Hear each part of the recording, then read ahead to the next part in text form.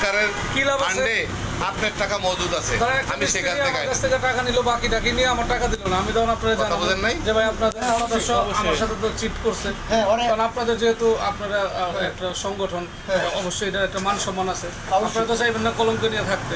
ঘিরে ও এই বাটপাড়ি করলো কেন, ওরা নিয়ে দিলেন, আমার টাকা আপনারা উঠাই দিবেন, আমাদেরও তো সুবিধা আছে, সবারই সুবিধা, সবারই লাভ। এরপর শোনেন, ঠিক আছে।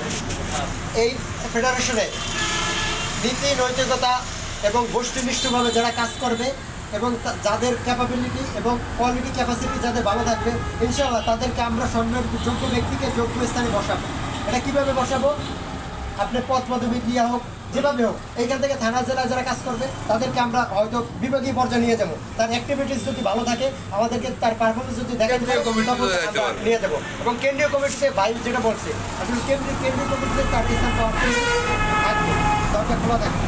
এখন আপনি যদি আজকে আলোচনা শোনার পরে বাসায় যেয়ে চিন্তা করেন, তাহলে স্বার্থ ছাড়া এত সুযোগ সুবিধা দেবে কেন? এই আমরা লাইফ ইন্স্যুরেন্স চালানো, আমরা যা দিব লাইফ ইন্স্যুরেন্স চালানো হয় আপনারা এই ফ্যাসিলিটি দিতে পারবে না ভাই।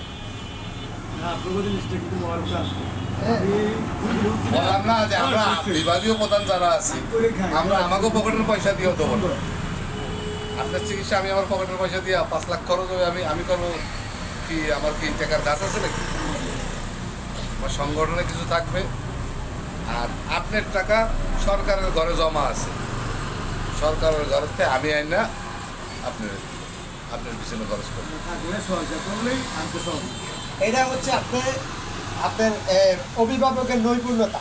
সে তার কাজ এভাবে আমাদেরকে দেখাবে এবং আমরা তার পাশে সর্বোচ্চটুকু একদম নিগড়িয়ে দেব, তার পাশে আমরা সর্বক্ষণ থাকবো।